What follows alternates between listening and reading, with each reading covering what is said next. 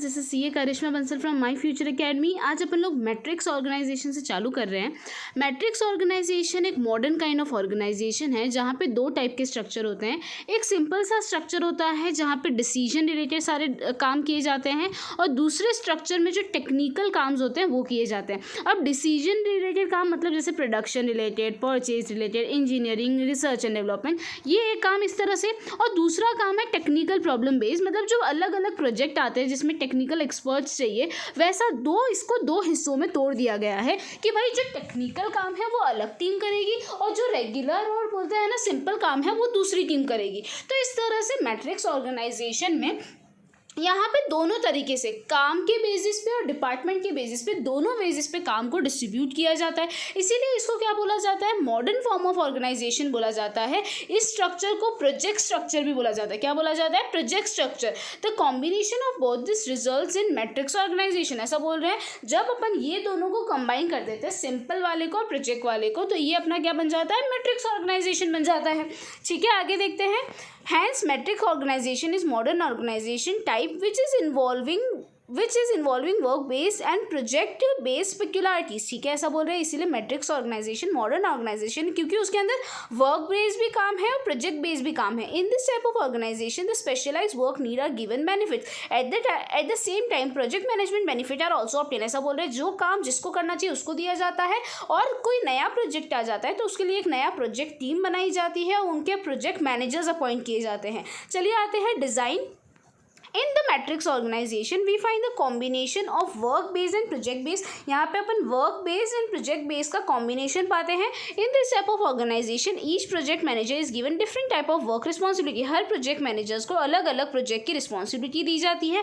अब ये project manager को जिस बंदे से help लेनी है वो उस बंदे से help ले सकता है। ठीक है, as the project managers are appointed as per the number of project, the responsibility of the project manager is successfully complete the project assigned to them। इनका responsibility है कि इनको जो project assign किया गया वो उसको ऑन टाइम कंप्लीट करना है। The expert from different staff members are obtain from different work areas. ऐसा बोल रहे हैं, इनको जो जो स्टाफ चाहिए वो डिफरेंट वर्क एरिया से वो लोग ले सकते हैं और उसको अपने हिसाब से काम करवा सकते हैं। तो ये पूरा स्ट्रक्चर को हम क्या बोलेंगे, मैट्रिक्स स्ट्रक्चर बोलेंगे। क्या बोल रहे हैं, अबोव डायग्राम से क्लियर है कि मैट्रिक्स स्ट्रक्चर क्या होता है।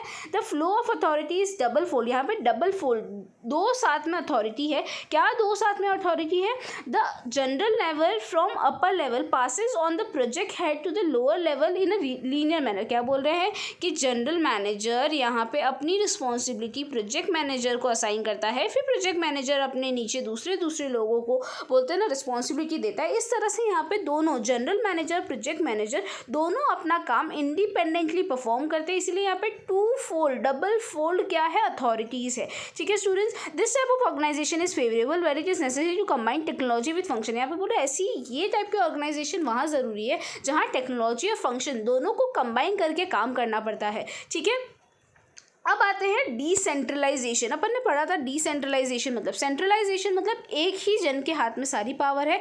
डिसेंट्रलाइजेशन मतलब अथॉरिटी एंड रिस्पॉन्सिबिलिटी को आगे क्या किया गया है, डिस्ट्रीब्यूट किया गया है। आते हैं डिसेंट्रलाइजेशन के मीनिंग पे। When we study organisation structure the following point emerges. ऐसा बोले, जब अपन ने ऑर्गेनाइजेशन स्ट्रक्चर पढ़ा तो अपन के दिमाग में कुछ पॉइंट आए। Some business unit are such when authority centralise at the top only and most of the decision are taken by top level. ऐसा बोले, अपन ने कुछ ऑर्गेनाइजेशन देखे जिसमें जो मेजर डिसीजन मेकिंग पावर है वो टॉप लेवल के पास है, ज़्यादा अथॉरिटी टॉप लेवल के पास है, नीचे वालों को तो सिर्फ जो उन्होंने बोला है वो काम करना है। और कोई बिजनेस ऑर्गेनाइजेशन में देखा कि जितने अलग अलग लेवल है उतने अलग अलग लेवल्स के पास रिक्वायर्ड क्या है, अथॉरिटी और रिस्पॉन्सिबिलिटी है। तो जब पावर एक ही अपर लेवल के हाथ में होती है उसको हम लोग सेंट्रलाइज स्ट्रक्चर बोलते हैं। अब जब पावर डिस्ट्रीब्यूटेड होती है अलग अलग लेवल पे उनकी रिस्पॉन्सिबिलिटी के हिसाब से, तो उसको बोलते हैं डिसेंट्रलाइजेशन ऑफ अथॉरिटी। यहाँ पे आते हैं कंसेप्ट के ऊपर। The thought of decentralisation is very important from the point of view authority and responsibility. ऐसा बोल रहे हैं, डिसेंट्रलाइजेशन का जो थॉट है वो अथॉरिटी एंड रिस्पॉन्सिबिलिटी के पॉइंट ऑफ व्यू से बहुत ज़्यादा इंपॉर्टेंट है। The administrators have to themselves decide whether to have centralise और decentralise power in the organisation. Small size organisation can have centralise power and the large size has the decentralise form.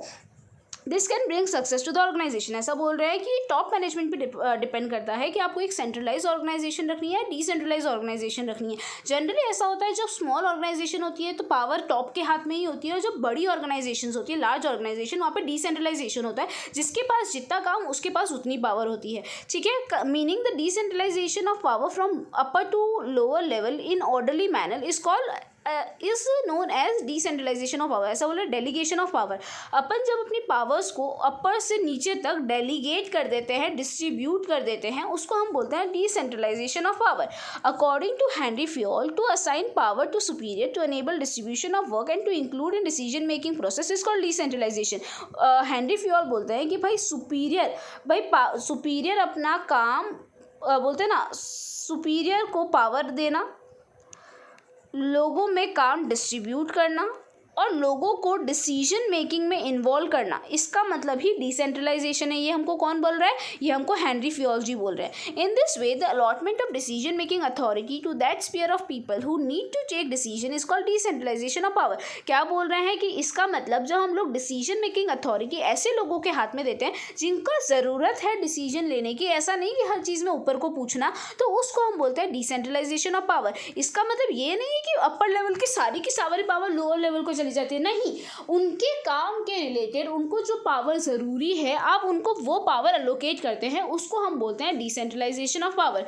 Importance पे आते हैं, the success of management depend on the proper distribution of authority and responsibility. ऐसा बोल रहे हैं कोई भी management का जो सक्सेस होता है वो किस पे डिपेंड करता है कि एक ऑर्गेनाइजेशन ने उसके अथॉरिटी एंड रिस्पॉन्सिबिलिटी को कितने अच्छे से डिस्ट्रीब्यूट किया है।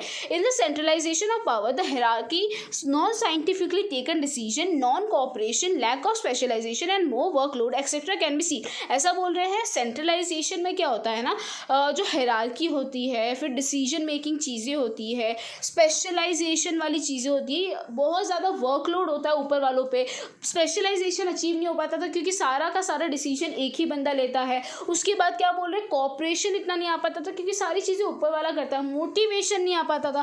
तो ये सारी चीज़ें सेंट्रलाइजेशन में कमी थी जो डिसेंट्रलाइजेशन हटाता है।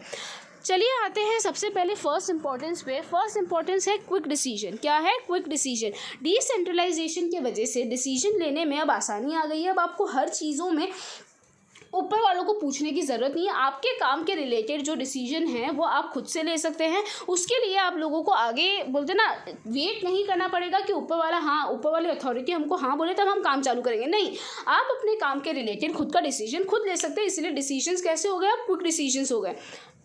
Less workload on the top level. या वेरी कॉमन कि भाई पहले सारा सेंट्रलाइजेशन में क्या होता था, सारा का सारा अथॉरिटी टॉप लेवल के पास होता था, तो उनके पास बहुत ज़्यादा वर्क बर्डन होता था। बट अब क्या हो गया है, बिकॉज ऑफ डिसेंट्रलाइजेशन जिसका काम जो है उसके हिसाब से उसको पावर दे दी गई है, डिसीजन मेकिंग अथॉरिटी दे दी गई है। तो टॉप लेवल कंपनी के बेटरमेंट के लिए कंपनी रिलेटेड पॉलिसी पर आप फोकस कर सकते हैं। उनको ये छोटे मोटे पॉलिसी में अब इंटरफेयर करने की ज़रूरत नहीं है, उनको दिमाग लगाने की ज़रूरत नहीं है। इस वजह से जो टॉप लेवल का बर्डन है वो बहुत ज़्यादा क्या हो चुका है, कम हो चुका है, बहुत हद तक कम हो चुका है।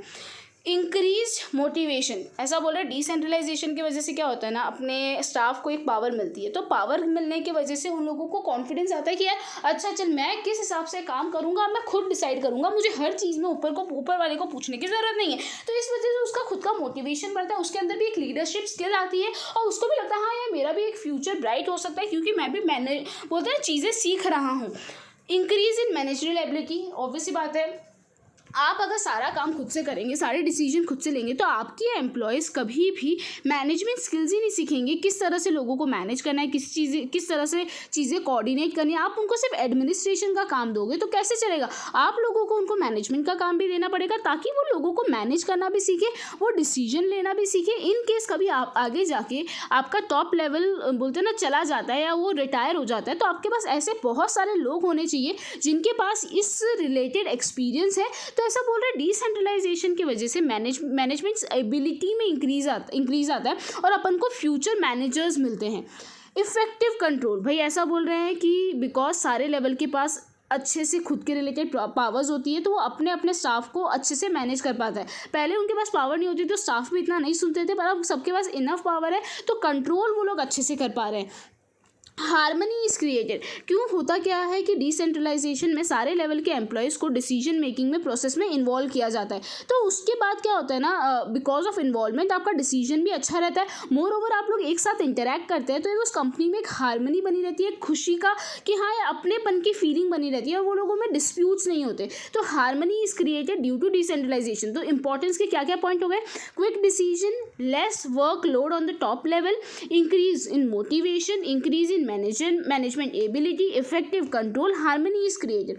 आते हैं लिमिटेशन पे। The place where the organisation is running on very small scale and the business secrets are maintain with great vigilance, in this case decentralisation can not be accepted. ऐसा बोल रहे हैं जहाँ पे एक बिजनेस को सीक्रेट्स मेंटेन करने हैं, जहाँ पे बिजनेस बहुत ज़्यादा कॉन्फिडेंशियल डेटा लेके चल रहा है, उस केस में डिसेंट्रलाइजेशन नहीं हो सकता। उस केस में पावर एक बंदे के हाथ में ही रखनी पड़ेगी ताकि सीक्रेट्स लीक ना हो। आगे क्या बोल रहे हैं कि sometime due to common policy not implemented और coordination not maintain properly, decentralisation is not successful. ऐसा बोल रहे हैं कभी कभी डिसेंट्रलाइजेशन सक्सेसफुल नहीं हो पाता क्योंकि जो अलग अलग लेवल ऑफ मैनेजर है वो अलग अलग पॉलिसीज अप्लाई करते हैं, वो कभी कभी कंपनी को इतना अच्छा बेनिफिट नहीं दे पाती। वो एज अ कंपनी होल पूरे कंपनी के हिसाब से नहीं सोचते, वो अपने डिपार्टमेंट के हिसाब से सोचने लग जाते हैं। उस वजह से कभी कभी कंपनी को नुकसान हो जाता है और डिसेंट्रलाइजेशन का जो स्ट्रक्चर है वो फेल हो जाता है। ठीक है स्टूडेंट्स, यहाँ पे ये पार्ट खत्म हुआ। कल अपन लोगों का सब लास्ट टॉपिक बाकी है डेलीगेशन ऑफ अथॉरिटी, जो अपना कल खत्म हो जाएगा।